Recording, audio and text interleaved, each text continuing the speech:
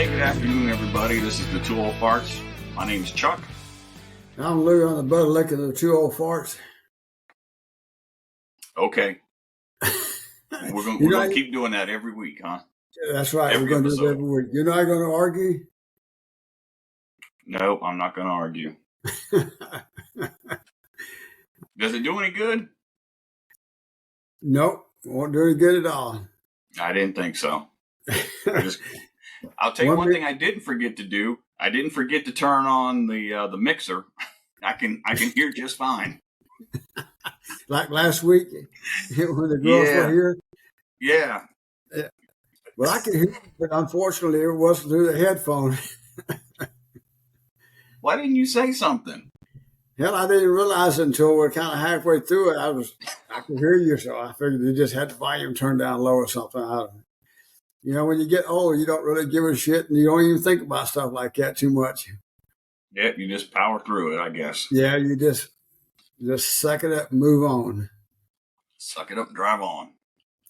So how was your trip not a trip, but you and Brenda went to see Sting. Yeah, it was a great concert. The last time we had seen him was maybe 7, 8 years ago, maybe.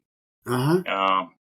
And I think it was just like a one-off concert that they had at ACL, Austin City Limits, the theater. But this time it was a full-blown tour, and it was at the new Moody Center, which is on the UT campus, right next to the Darrell K. Royal Stadium. But we had fourth row. We were pretty close. He sang all of the hits, the Police hits, his solo hits. It was a good show. He played like 22, 23 songs. It was a good concert. Look at the pictures that you sent. Looks like Brenda was having a good time. Oh yeah, she was having a ball. She loves the Police. She loves Sting. Everybody loves the Police. Yeah. It's kind of funny. This morning I was on the back porch. I was just piddling around drinking my coffee. And I don't know, one of the reels picked up, when you do on Facebook type thing, I started listening to Creedence Clearwater.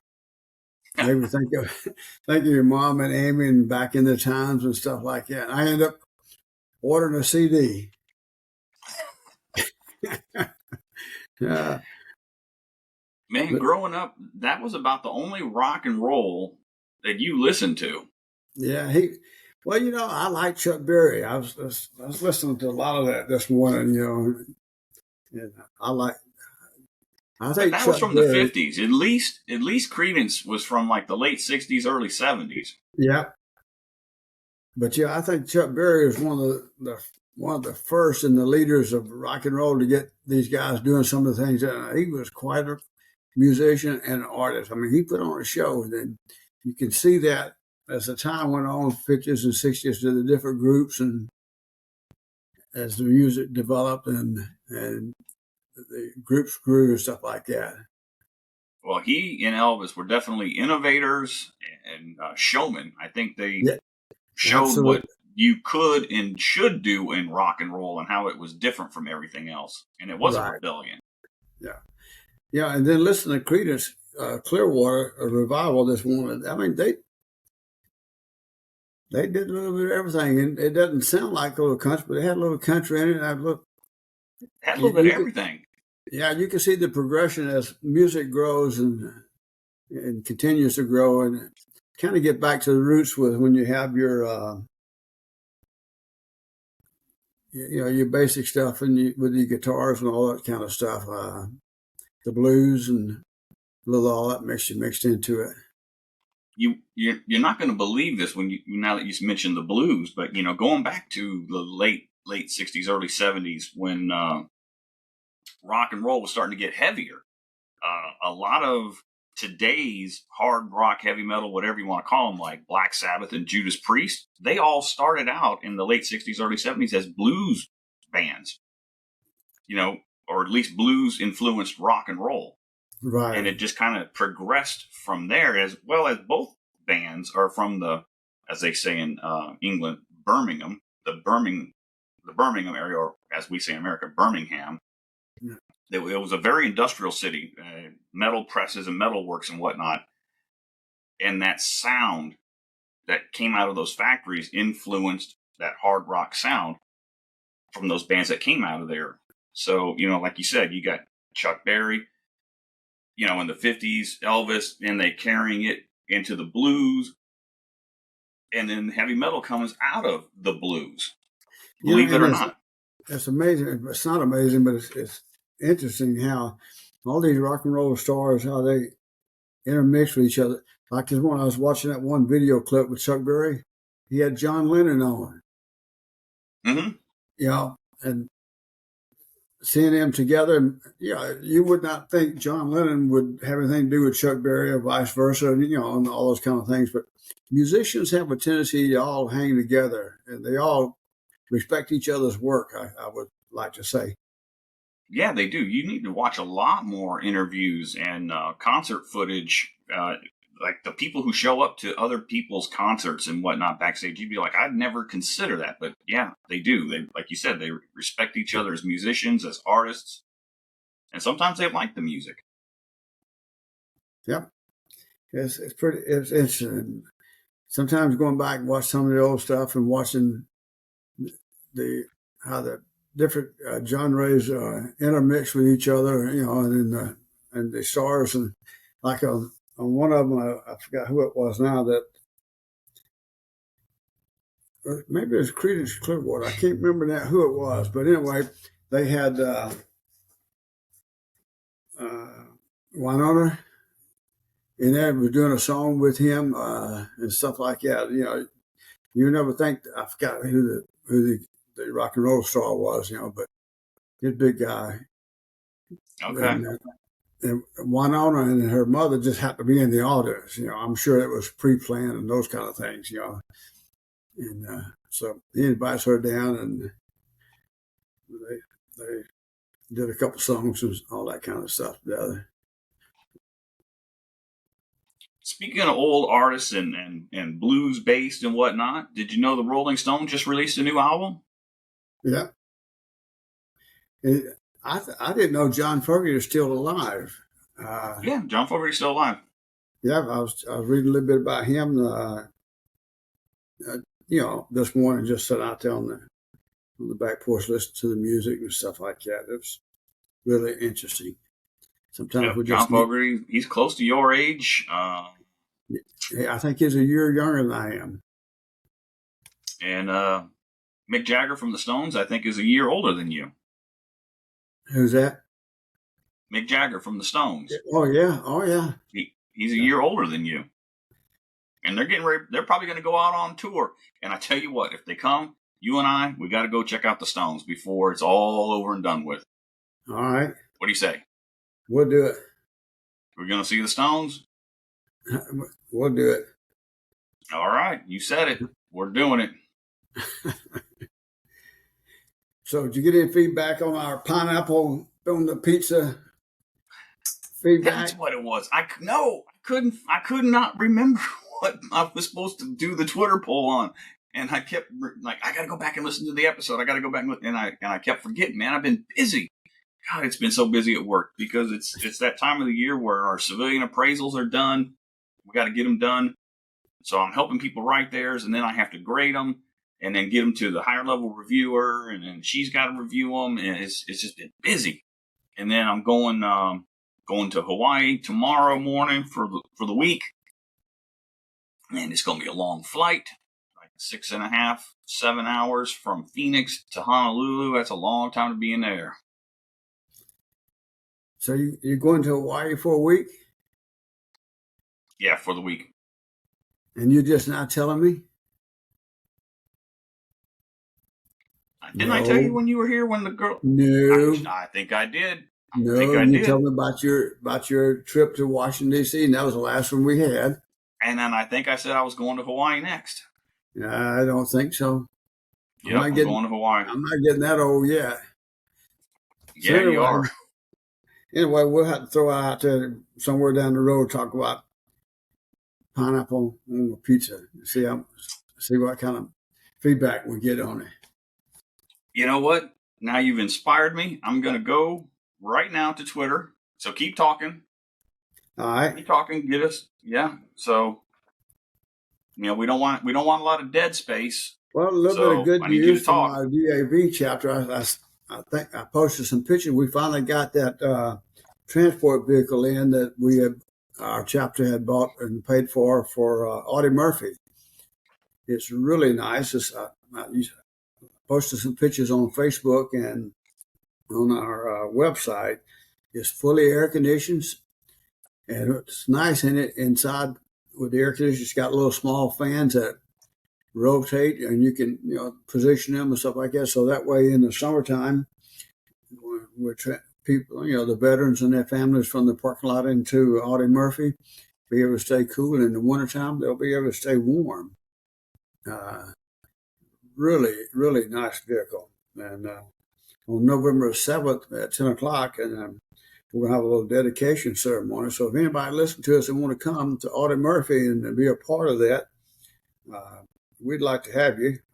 Like I said, November 7th at 10 o'clock. It's on a Tuesday morning. Okay. We're going to have a little ceremony and stuff like that. And they're going to put the pictures of DAV logos and those kind of things on the vehicle for us. So we're excited about that. It's one of the ways that DAV Chapter 14 helps pay back to veterans for what they've done and for the spouses and family members if they need service, especially at the Audie Murphy. I'm pretty proud of that. That's something that you and I worked on when you were the treasurer and I was the commander of our particular chapters. It only took us about a year and a half with all the stuff that they had to go through, but we finally got it done. Really nice. Yeah, I saw the pictures. I need to save them, and I'll post them on our Twitter feed, or you could post them on our Twitter feed. You have the account information to log in there and do it. You should be doing that kind of stuff. Well, one of these days I get around to doing it. Next week, they're going to go ahead and put it into operation, so I'm going to swing by next week and take some pictures of, well, as soon as they get back with all the logo on it, they said they were hopefully be done next week. So to do that, I'll take some pictures to show that. I'm pretty excited, pretty proud of what our chapter, what our members have done for that. Speaking of which, you need to maybe take some video of it as well with the wrap and show some inside and outside kind of stuff. And, yeah, I will. Because when we put that out on, yeah, when we put that out on the socials, and we can hashtag it with DAV and veterans and all that kind of stuff, we can draw more support towards these efforts and causes. So when people are out and they see the veteran service organizations like DAV, VFW, American Legion, or the Association of Purple Heart, when they're out trying to collect money for veterans, maybe some of these people will be touched by that and want to give so they can give back to veterans. And our Vice Commander Lewis Rayner, who's in charge of rifles and things like that for us, he had posted that on the Purple Heart chapter he's a member, and boy, they were really excited about it. And we're going to have a raffle coming up here pretty soon. We're going to raffle off a 75-inch. I can't remember now. I think it's a Samsung smart TV. Ooh, I like Samsung TVs.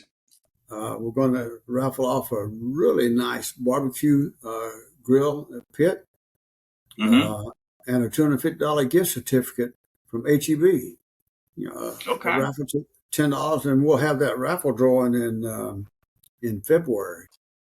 So nice. We're excited about that. And the good thing about those fundraisers that we have like that, half of that money will go to national to help veterans at that level, and the other half stays in our chapter to help us do things that we want to do to help local veterans and stuff like that. And one like the scholarships that we got, and one of them is for your daughter, and we got 3 other veterans that we're given scholarships to help them with their schooling and finances. And the good part of that is that they can use that money as they need to use it for themselves and buy books or whatever it is that they need. So there's a lot of things that DAV and of course the VFW and all the other veterans groups do to help veterans out.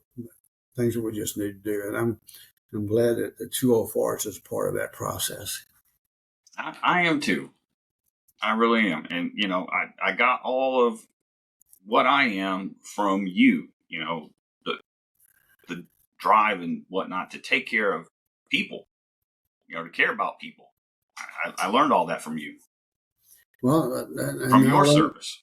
And I learned it from your mom, your grandmother and grandfather, and on both sides of the family. They were just good people, and they gave back. And then your uncles and how they served and what they did. It's all about what we do to help take care of each other. Yeah, it really is. Yeah, it's all about family. I'm gonna tell you, I enjoyed that visit last weekend with your granddaughters coming down. That was a lot of fun, huh?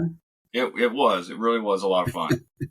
Making the pizzas, trying to get them into the pizza oven without them, the dough sticking and getting all kinds of wonky. It was trying to keep that pizza round instead of oblong. Yeah, trying to make I got a newfound appreciation for people who work in pizzerias, and they're making the dough and they're tossing it in the air and like, nope, I don't know how to do it, and it would mess up and look ugly if I did it. But the girls had fun, and that's what it's all about. It's creating memories that they'll carry on with them, and they'll talk about when we're gone, and they have their children and grandchildren. That's what makes life fun, and that's what it's all about. Yeah, and if anybody wants to know, it's ooni.com. They make great pizza ovens.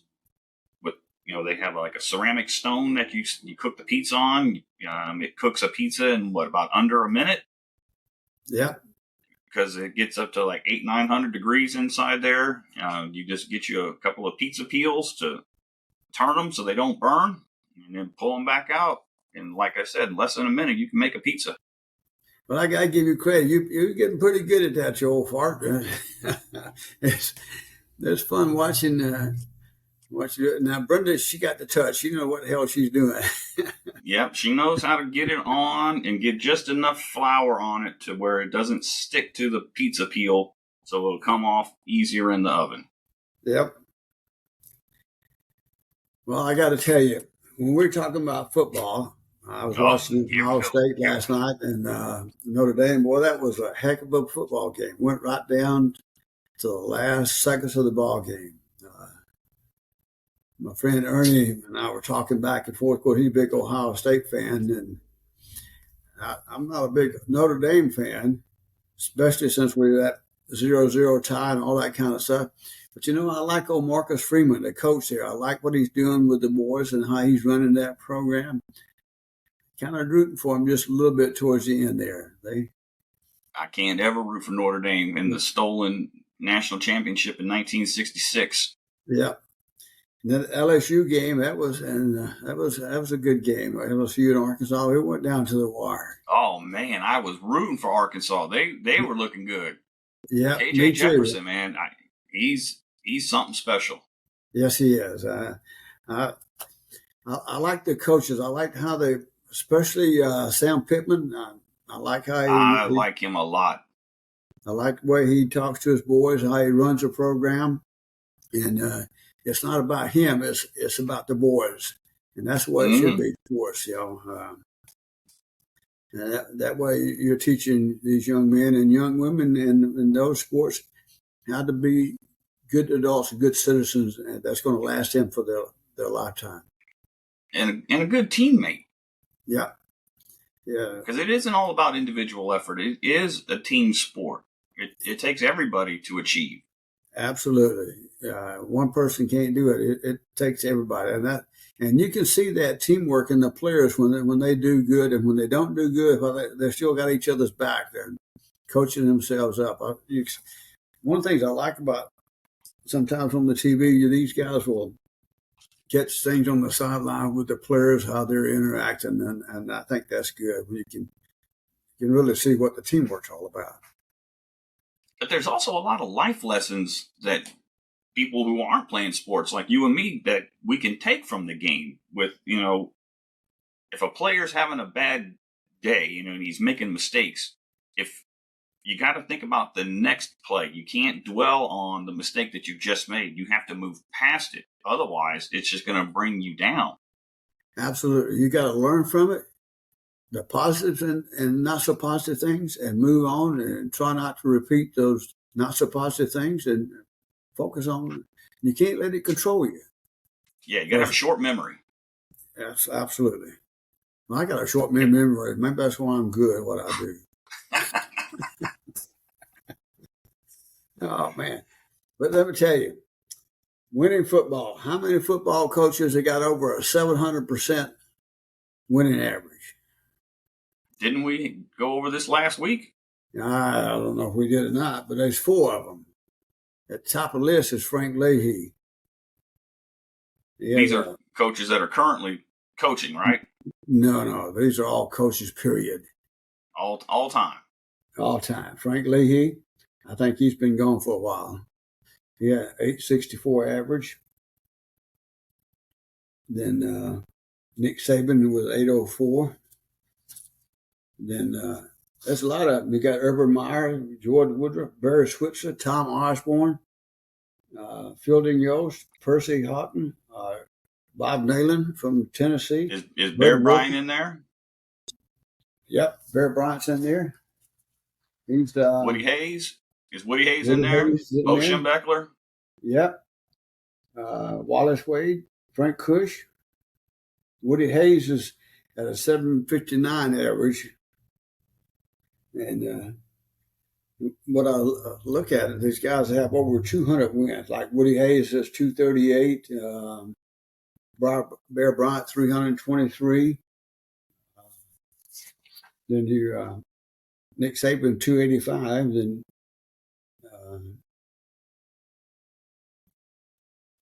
255 for Tom Watson. I like that when Tom Watson was at Nebraska, and I like Bob Devaney when he was at Nebraska. He is an 806 average too when he was at Nebraska and Wyoming both. So think about all the life lessons that all those people have taught those players come along and what they do and how they do things. And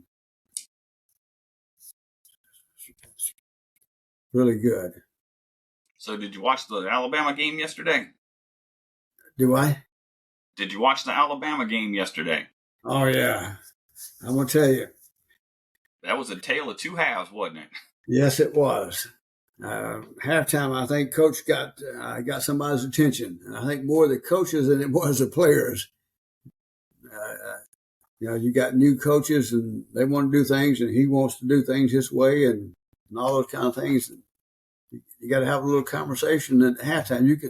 First time I've seen him on the sidelines with some emotion. Last week, you see a little bit, but not much. He didn't throw any headphones yesterday, the headsets, but you sure see it on his face and when you're walking and stuff like that. So it's funny you mention that because a few of the sports personalities on TV, sports pundits and whatnot, they were all saying maybe it's time for Coach to break a headset or two. Because I think you hit the nail on the head. He hasn't been showing a lot of emotion to get those boys fired up. But I think that team meeting, the players only meeting they had after the South Florida game, a lot of people don't know that. But after the game, the players locked the locker room, no coaches, and they had a players only meeting. And I guess they all kind of had a meeting of the minds because there hasn't been any real leadership established amongst the players to keep people accountable. And I think you're starting to see that. Kevin Steele finally started playing defensive coordinator because I started seeing him dialing up blitzes. Defense was just playing lights out. And I haven't seen the defense that good in about 4 or 5 years at Alabama. Yeah, in that second half. They really come alive, and you could just see it. And I'll tell you, I'm really torn on the quarterback situation. I like Jalen Milroe, and I think yesterday was a huge learning experience for him. And I see him, Jalen Hurts. Yeah. I hope to see the maturity and development go along like we saw with him, and I see a little bit of Tua in Ty Simpson, the way he plays and stuff like that. So I can see that tie between those two players and those two former players and their leadership roles that they have with the teams and stuff like that. Watching that second half yesterday, really. Jalen Milroe looked very comfortable in the second half, and I think they made some changes on the offensive line as well because he started getting more time to throw. Yes. So a lot of critique and criticism. He holds onto the ball too long. He's not making his reads very good, but he is starting to make his reads better. I saw in the second half he was going one way and he didn't have anything. And as he was going to the right, he still didn't have anything. And then he came back to the left and he saw the open guy and he got the ball to him. Right. And we need the mobility that he has to roll out and keep and extend plays. So I think he did a much better job in the second half of deciding when to run, take what the defense gives you, not turn the ball over, and just play sound Alabama football. And I think that's what Saban's trying to get back to. But the quarterbacks just weren't making those steps forward. And that's why I say he reminds me a lot of Jalen Hurts. When he first started with him, when he first started at Alabama, you could see some of those traits in him. And, coming out of high school, it's kind of like where they play ball. And it takes a while to adjust and to learn and to buy into it. I tell you another game that I was watching last night that I was pleased with, even though the outcome wasn't what I was hoping for, and that was the UTSA in Tennessee. Oh man, that was horrible. They got beat to 35-14. But I'm gonna tell you, the program at UTSA and what they're building and where they're going, you can see those, and you got to get up there and play with the big boys if you want to learn and get better. It was worse than that, Dad. It was 45-14. 45-14. Yeah, 35 when I went back to the Alabama game. But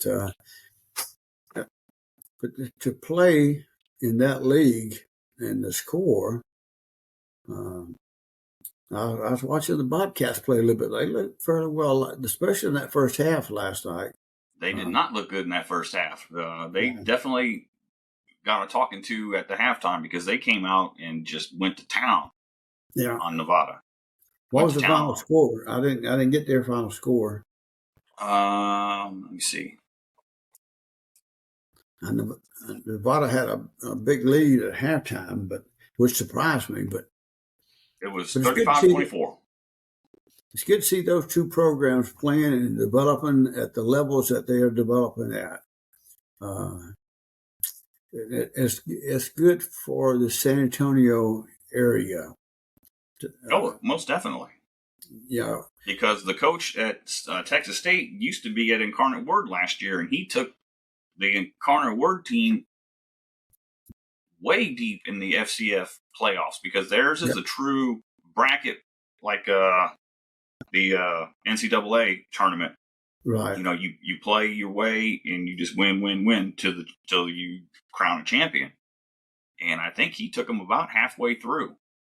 Yeah, I don't remember the Incarnate Word, but at one point I thought they were. He coached at Incarnate Word. And Jeff Traynor, UTSA's head coach, coached the Texas State coach in high school. Exactly. So there's a lot of cross ties between those two guys and the programs. But it's good to see those local schools competing at the levels that they're competing at. At some point in time, those schools will get into the bigger divisions and do well. And by playing like Tennessee and the places, it's going to help their recruiting process. Right. Yeah, that's. I think it was like a 3-part thing. I think the athletic department wanted the game because UTSA got $1.6 million for that game. 2, there's national exposure for UTSA to expand their brand, on a national stage against, a really good SEC football team. And 3, those players were exposed to elite talent. not to say that UTSA doesn't have great or elite talent, but I'm talking about across the board. Offense, defense, special teams, everywhere there's elite talent. And it's to show those kids, like, look, you can play against these guys. Absolutely. And they learn from it. And that's what, back to your point earlier about team sports, they learn and they'll talk to each other. And you're right. When you're competing against a higher level of competition, because they are there are individual players who are just as good as other players. But on the team level, you're adjusting and you're adjusting up, and that's what makes it fun. And to see them grow, and like this backup quarterback last week, I didn't think he looked that good. And I think they pulled him in the second half. Yeah. So. And I think that's when UTSA got some points. Yeah. But I didn't get to watch the game because it was competing against Alabama. So. Yep. And I didn't get to watch the Colorado game because it was competing against Alabama and UTSA. Yeah, I didn't watch any of Colorado either. And it did not look good. No, I didn't. But you know what? You got to give Coach Prime credit. They're going into and they're building a program, and it goes back to what we're talking about now. If you want to get better, you got to play different. You got to play better talent. You got to get up there with the big boys and play. I guarantee you, Coach Prime is they're going to learn a lot from that game last night. Yep, they will. I think he's probably a pretty good coach and a good guy. I like the way he's coaching. I was not a fan of him when he was playing ball, but watching him coaching at Jackson State and then this year at Colorado and what he's doing, I think he's doing a pretty good job. And what's fun is to see the players react to him. That's when you know you're making an impact. And that's kind of what I saw last night with Saban and all these coaches that we're talking about. I agree. Yeah. So.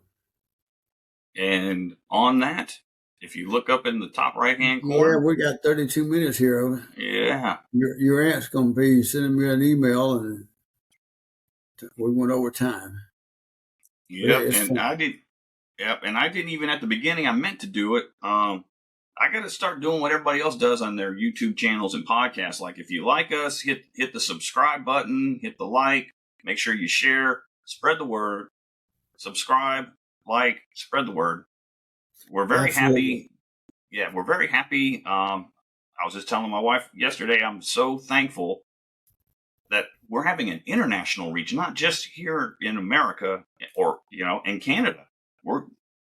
We've got a subscriber from Ontario, like every week doing downloads. I'm super pleased with that. So far this month, it won't take but just a second. We have had. There were some pretty good numbers you'd give me. Yeah. 28 from North America, or from the U.S., 3 from South Africa, 2 from Australia, 2 from Canada, 2 from Indonesia, 2 from Zimbabwe, and 1 from Guatemala. All right. So Central America, Canada, South Africa, Australia. Like, Dad, we're hitting continents now. How many total downloads we've had so far? 2,864. Okay. We're getting close to that 3,000 mark. Yeah, we are. And this month, we're up 21% versus the same time last month for August. That's good. So, yeah, we're having more consistency, more downloads, but I think it's because we're posting more consistently. So, we're going to get better, people. I think we kind of got the technology issue solved. But at any rate, we're very thankful. We are the Two Old Farts. My name's Chuck. I'm Lou, better looking at the Two Old Farts. So again, hit like, hit subscribe, share, spread the word. We're very thankful that we have you. Please continue to listen and spread the word. Y'all take care. You have a good trip. I love you, son. Thanks, Dad. Love you too. All right. Bye. All right, bye.